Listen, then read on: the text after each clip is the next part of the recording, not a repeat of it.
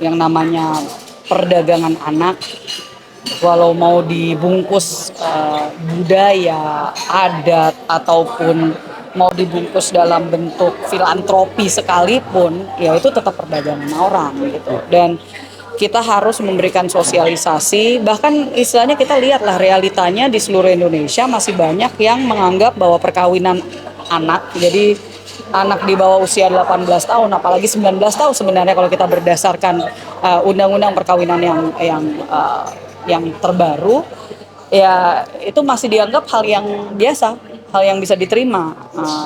Sedangkan ya kalau misalkan ada transaksi di situ itu kan sebenarnya ya bisa kita katakan sebenarnya kawin kontrak contohnya itu adalah perdagangan orang. Nah ini jadi edukasi dan sosialisasi sekaligus pada saat yang bersamaan harus ada pemberdayaan masyarakat agar tidak melihat manusia sebagai komoditas untuk transaksional.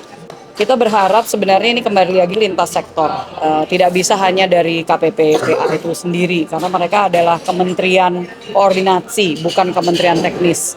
Dan kalau kita bicara pencegahan atau ini nggak bisa diatasi hanya dengan diberikan sanksi, ya.